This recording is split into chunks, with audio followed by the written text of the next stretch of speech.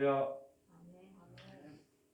446장 우리 찬송 들으시면서 5월 20일 수요 기도에 함께 드리도록 하겠습니다. 446장입니다.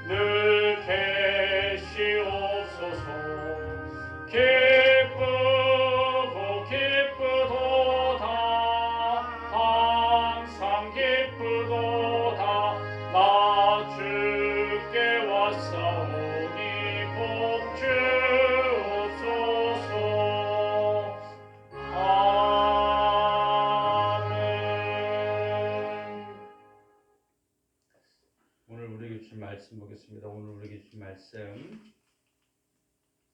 요한일서 3장 17절에서 18절에 있는 말씀입니다. 우리 다 함께 합독하도록 하겠습니다. 함께합니다. 누가 이 세상의 재물을 가지고 형제의 궁핍함을 보고도 도와줄 마음을 닫으면 하나님의 사랑이 어찌 그 속에 거하겠느냐. 자녀들아, 우리가 말과 혀로만 사랑하지 말고 행함과 진실함으로 하자. 아멘. 기도합니다. 누구든지 예수를 하나님의 아들이라 시인하면 하나님이 그의 안에 거하시고 그도 하나님 안에 거하느니라. 하나님, 지난 3일간 하나님께서 저희와 함께 하신 것을 감사합니다. 오늘 이 시간 예수 그리스도의 보혈을 뿌리고 바르고 덮습니다. 그리스도의 십자가의 보혈이 이곳에 뿌려질 때에 회복의 역사, 모든 것들이 되살아나게 하시고 모든 하나님의 말씀들이 살아 역사하게 하여 주옵소서. 이곳에 함께하지 못하는 당신의 자녀들이 있습니다. 불쌍히 여겨주시고 하나님 그들이 믿음을 갖고 담대하게 주를 섬기게 하여 주옵소서. 하나님, 이 시간을 축복하신 것 감사합니다.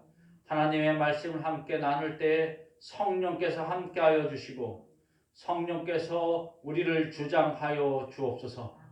모든 역사의 주관자이신 하나님을 찬양합니다. 오늘 이곳에 자정하셔서 하나님의 말씀이 육신이 되게 하시고 그 육신으로 말미암아 저희들이 기쁨을 얻게 하여 주옵소서. 시간과 공간을 초월해서 하나님께서 행하신 것을 감사합니다. 성령께서 기름 부으심을 환영합니다. 마음껏 부어 주옵소서. 예수님의 이름으로 기도합니다. 아멘.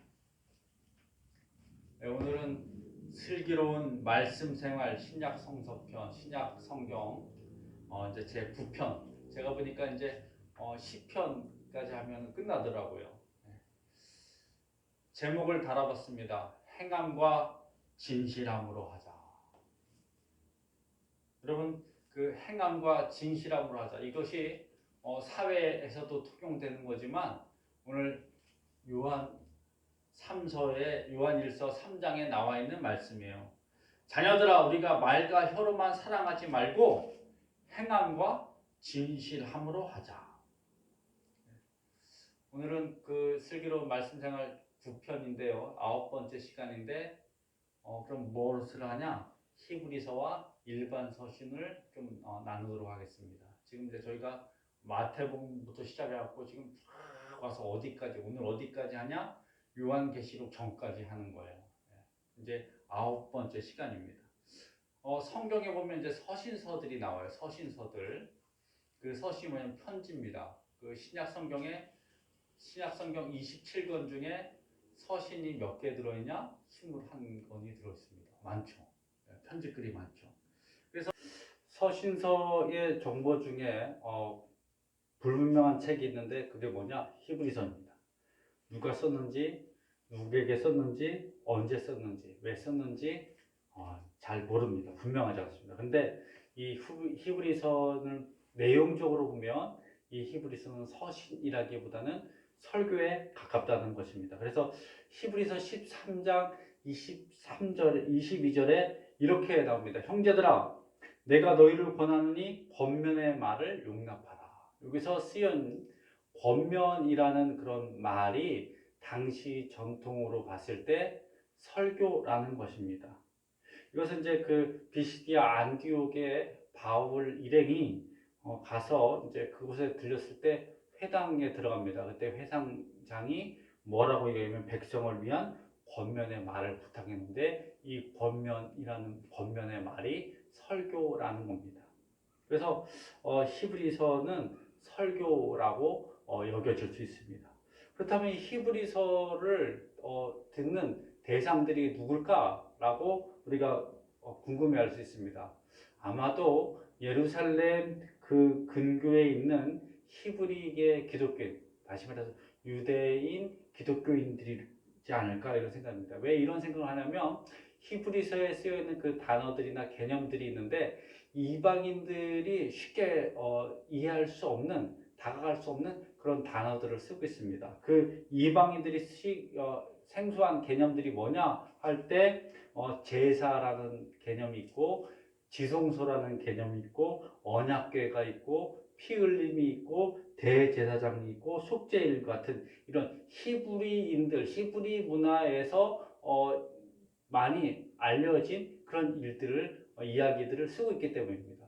또 이 히브리서를 이해하기 위해서는 전 이해가 필요한데 어떤 전 이해가 필요하면 레위기서를 좀 미리 알고 있어야 된다는 겁니다. 그래서 이 레위기서를 모르면 이것이 어떻게 영적으로 예수님의 대속 사역이 되는지를 이해할 수 없다는 사실입니다. 히브리서는 두 가지 중심 개념이 있습니다. 하나는 피 흘림, 희생 제사의 그 개념이 있고 내용이 있고 또 하나는 그 중심 개념이 뭐냐면 예수 그리스도만이 최고시다. 예수 그리스도의 우월성을 이야기하고 있다는 겁니다. 레위기 중심의 이 희생 제사죠. 이 레위기 피 흘림이라는 것은 희생 제사인데 제사의 중심에 레위기서의 그 제사의 중심에는 피가 있습니다. 하나님과 그 백성의 죄로 단절된 것이 어떻게 회복이 가능하냐면 피의 제사를 통해서 끊어진 이 관계가 회복된다는 거죠. 피 흘림이 없으면 히브리서 얘기입니다. 피 흘림이 없으면 죄의 용서함이 없다. 바로 이것이 죄가 없으신 예수님이 우리의 죄를 대신하여 피 흘리심으로 우리의 죄가 용서받고 그리고 하나님과의 관계가 회복되고 구원된다는 이야기입니다.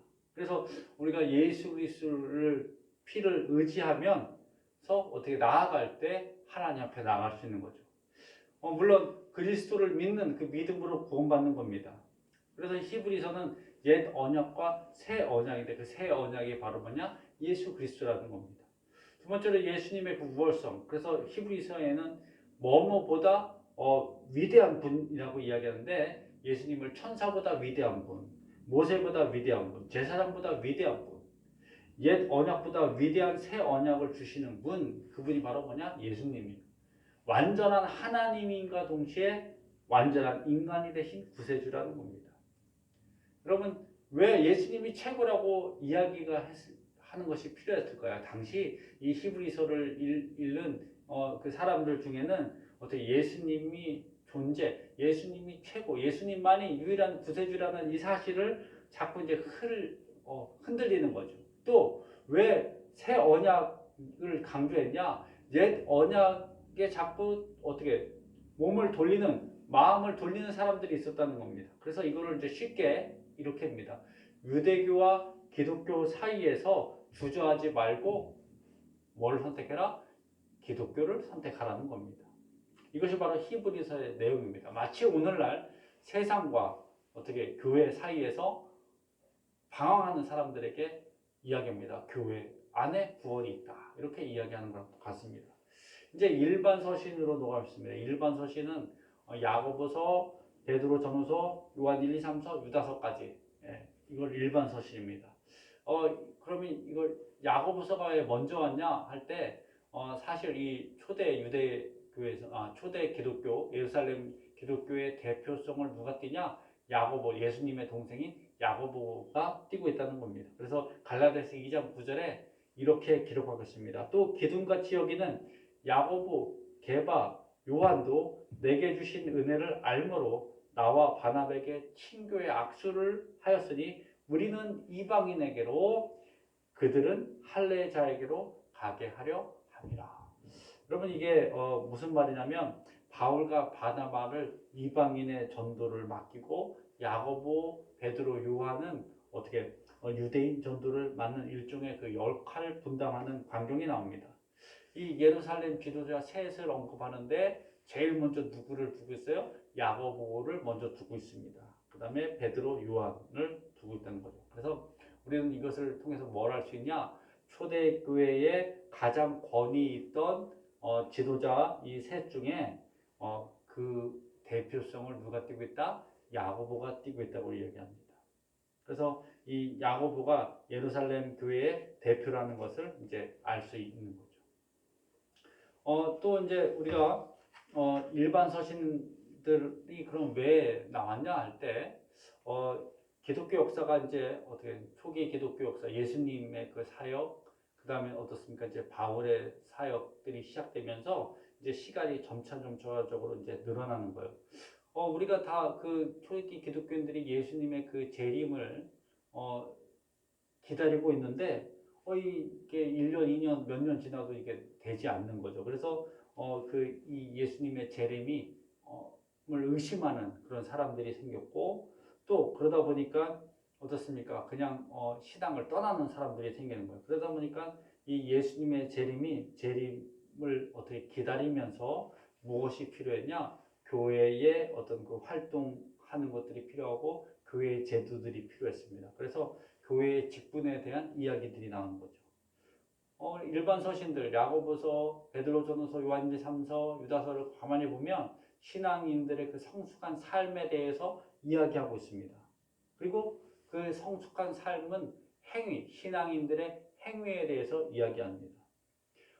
초기 바울 서신들의 특징을 보면 오직 믿음을 강조하지만 후기 서신들, 일반 서신, 공동 서신들이라고 하는데 후기 서신들을 보면 자연히 믿음에 합당한 행위를 강조하고 있는 거죠. 그래서 요한 서신에는 요한 1, 2, 3서는 빛 대신 하나님을 따라서 우리도 빛 가운데 살아가야 하고 그것이 구체적인 표현, 그 구체적인 삶의 모습이 뭐냐? 서로 사랑하라는 겁니다. 야고보서는 아주 노골적으로 이야기합니다. 행함이 없는 믿음은 죽은 것이다. 그래서 믿음에 합당한 삶을 살라는 거죠. 야고보서 2장 17절 이와 같이 행함이 없는 믿음은 그 자체가 죽은 것이다. 여러분, 그래서 야고보의 별명이죠. 행함을 강조한 복음이다. 근데 야고보가 성경에 있는 이유는 분명합니다. 선행이 사람을 구원하지 못합니다. 분명합니다. 하지만 진실한 믿음은 야고보서에 있는 이야기를 통해서 진실한 믿음이 있는 곳에 당연히 선행이 어떻게 뒤따라온다는 겁니다. 그래서 야고보서는 행함이 없는 믿음은 가짜고 아무 쓸모가 없다라고까지 이야기합니다. 절대 신뢰의 믿음입니다. 이 믿음을 가질 때, 저는 이것을 진정한 믿음을 가질 때 구원에 이르게 된다는 겁니다. 여러분, 이 믿음이라는 것은 개인의 결단과 행동이 이어지는 것입니다. 이것이 이제 그 야고보의 그 행함의 믿음을 이야기하는 거고, 야고보서에 또 이야기하는 건 또 뭐가 있냐면 그 혀의 중요성, 말의 중요성을 이야기합니다. 그래서 누구든지 1장 26절입니다. 야고보서 1장 26절 누구든지 스스로 경건하다 생각하며 자기 혀를 재갈 물리지 아니하고 자기 마음을 속이면 이 사람의 경것은 헛것이라. 여러분, 야고보서에 있는 말씀을 갖고 성도들의 삶에서 이 말을 참 사람을 살리는 말, 경건한 말을 해야 되겠다 이런 생각을 하게 됩니다. 우리나라 속담에 말 한마디에 천냥빚을 갚는다 그럽니다. 말 한마디에 사람을 죽고 살릴 수 있다는 사실입니다. 여러분, 신앙의 핵심에 가장 중심에 뭐가 있다? 바로 언어가 있다는 겁니다. 저와 여러분의 입술에 이 거룩한 재갈이 물려있기를 주님의 이름으로 축원합니다. 야고보서를 넘어서는 요한 1, 2, 3서 요한 서신을 보겠습니다. 요한 서신에 주로 쓰여지는 그 단어들인데 빛이다, 뭐 사랑이다, 뭐 이런 이야기 있습니다. 요한 1, 2, 3서도 야고보와 같이 행함을 강조하는 그런 서신입니다. 차이점은 뭐냐? 야고보에서 행함을 강조했다면 요한은 빛과 사랑이라는 단어를 함께 쓰고 있다는 사실입니다. 그래서 요한 서신에서 보면 하나님이 빛이시니까 우리도 빛 가운데 거하고 빛 가운데 살아가야 된다고 이야기합니다. 하나님이 사랑이라는 표현이 바로 요한서신의 특징입니다. 하나님은 사랑이시다. 그러니까 우리도 그 사랑으로 살아가야 된다는 겁니다. 요한서신의 또 다른 특징은 바로 보면 영지주의자들에 대한 이단들에 대한 경계입니다. 영지주의가 뭡니까? 영적인 것들을 아주 집중해서 영은 선하고 그리고 육은 악하다는 거죠. 이원론적인 것들을 주장하고 있는데 이 이원론이 극단에 치닫다 보니까 한쪽은 어떻습니까? 아주 극단적인 금욕주의에 빠지고 또 한쪽은 육체를 마음대로 상용하는 방종주의에 빠진다는 겁니다. 여러분, 이단이 뭡니까? 끝이 다른 거죠. 정통 교단은 진실한 믿음을 갖고 빛의 자녀로서 빛의 삶을 살아가는 겁니다. 구별된 삶을 살아가는 거죠. 요한서신은 그 이단들을 경계하는 이야기들을 하고 있습니다. 오늘날도 이단들이 많습니다. 저와 여러분들이 구별된 자녀로서 거룩한 삶을 살아가야 될 줄로 믿습니다. 이제 베드로 전서에 보면 베드로는 거듭남에 대해서 이야기합니다. 그리고 베드로는 그 거듭남, 믿음으로 거듭남 구원받는데 그 구원받은 성도들의 어떤 삶은 복종하는 삶, 순종하는 삶이어야 된다는 겁니다. 그 복종하는 삶, 순종하는 삶을 살 때 성도들은 어떻게 감당해야 될 고난이 있다는 거죠. 그래서 베드로 전서에 보면 이 고난에 대한 이야기들이 나오는데 여러분, 하나님의 영광을 위해서 얻는 고난, 그것을 위해서 하나님께서 우리를 부르셨다는 거죠. 근데 요즘 이제 성도들은 요즘 이제 좀 우리가 오해하는 잘못된 그 신앙을 갖고 있는 분들은 자신이 잘못된 것이 전부 다 고난이라는 거예요. 근데 실상으로 보면 어떻습니까? 자기가 잘못해서 받는 고난까지 믿음으로 얻는 고난이라고 그렇게 이야기하는 분들이 있습니다. 여러분, 어떤 순간에 고난이 올 때 우리들은 그 고난을 분별해야 될 줄로 믿습니다. 만일 죄를 지어서 받는 고난이라면 하나님 앞에 회개하고 묵묵히 그 고난을 감당해야 될 줄로 믿습니다. 만약 진실로 내가 하나님께 순종하기 때문에 받는 고난이라면 믿음으로 끝까지 그 고난을 감당하면서 하나님께 기뻐해야 될 줄로 믿습니다. 왜냐하면 천국을 기대하고 하늘의 상급이 크기 때문입니다.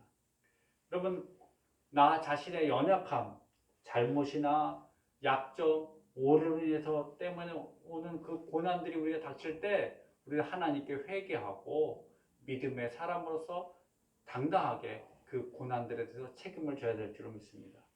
그러면 7개 일반 서신을 함께 나눴습니다. 이 7개 일반 서신이 왜 필요했냐? 유대교 환경에서 지연된 재림, 그 재림의 문제들, 그리고 그것을 의심을 품는 사람들에게 어떻게 또 복음을 증거해야 되고, 또 교회가 그 재림을 기다리면서 교회의 제도, 운영, 이런 것들을 위해서 어떻게 사람을 세우는 일, 그리고 교회의 어떤 일들을 처리하는 것들이 필요했습니다. 더더군다나 그 재림을 기다리면서 마지막 날을 기다리는 그 신앙 공동체의 성도의 삶들이 성숙한 신앙으로 살아가야 되는 것들이 필요했습니다. 그래서 그것들을 위해서 이 서신들이 쓰여졌다는 겁니다. 유다서 1장 20절, 21절을 읽고 마치려고 합니다.